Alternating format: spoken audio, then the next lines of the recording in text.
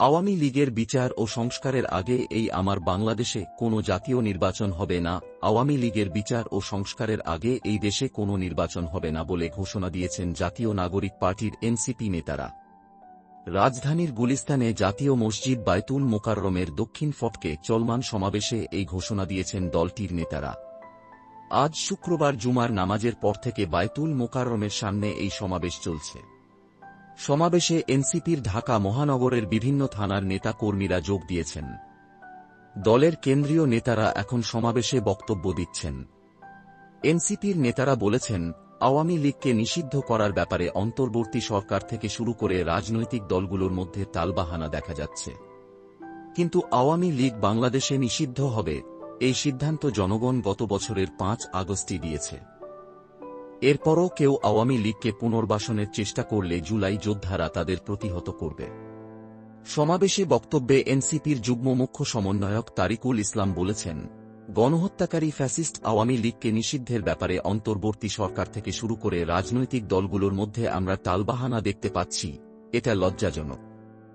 আমাদের অনেক হাইকোর্ট দেখিয়েছেন, আর দয়া করে হাইকোর্ট দেখাবেন না।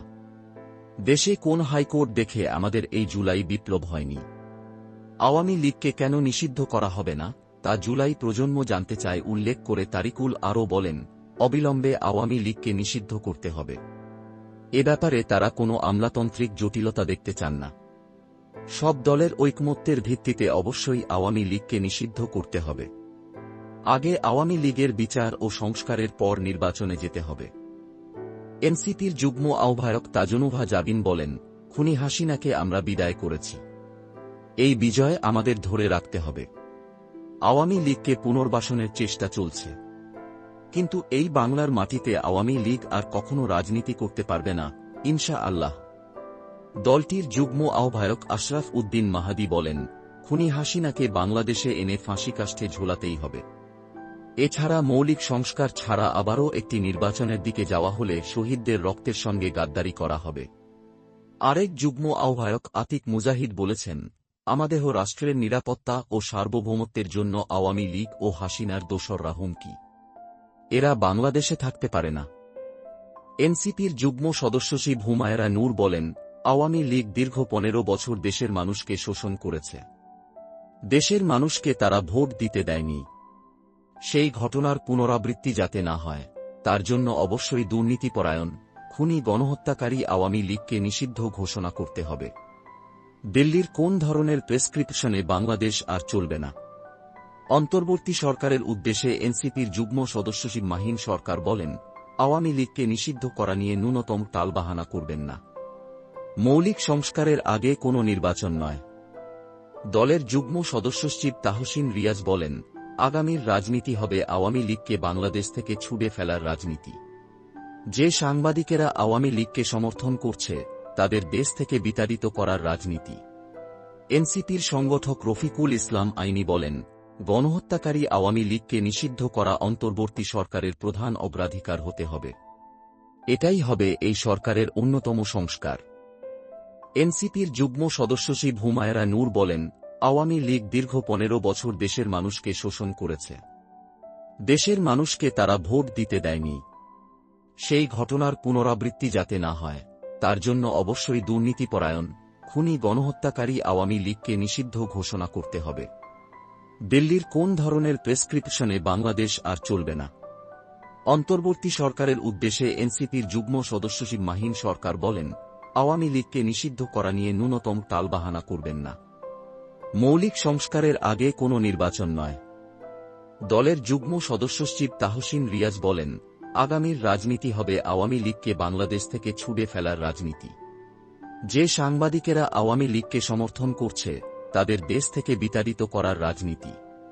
এনসিপির সংগঠক রফিকুল ইসলাম আইনি বলেন, গণহত্যাকারী আওয়ামী লীগকে নিষিদ্ধ করা অন্তর্বর্তী সরকারের প্রধান অগ্রাধিকার হতে হবে।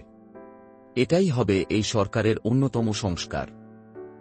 দলের যুগ্ম মুখ্য সংগঠক আলী নাছের খান বলেন, বাংলাদেশে আওয়ামী লীগের রাজনীতি চলবে কি চলবে না, সেই সিদ্ধান্ত নেবেন শহীদ পরিবারের সদস্যরা।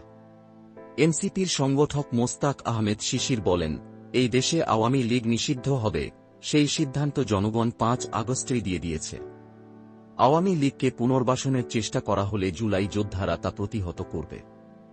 সংস্কারের আগে কোনো নির্বাচন হবে না। দলের যুগ্ম মুখ্য সংগঠক সাইফুল্লাহ হায়দার বলেন, বিচার না হওয়া পর্যন্ত আওয়ামী লীগের সব ধরনের রাজনৈতিক কার্যক্রম নিষিদ্ধ করতে হবে। সংস্কারের আগে কোনো জাতীয় নির্বাচন হতে দেওয়া হবে না।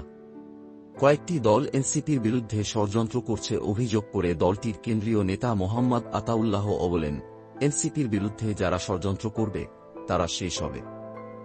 এনসিপির একজন কর্মী জীবিত থাকতে বাংলার মাটিতে আওয়ামী লীগ রাজনীতি করতে পারবে না। জুলাই গণ অভ্যুত্থানে শহীদ খালেদ সাইফুল্লাহর বাবা কামরুল হাসানও সমাবেশে বক্তব্য দেন। তিনি বলেন, আমার ছেলের বুকে ৭০টা গুলি করা হয়েছিল। একটা মানুষকে মারতে কত গুলি করতে হয়?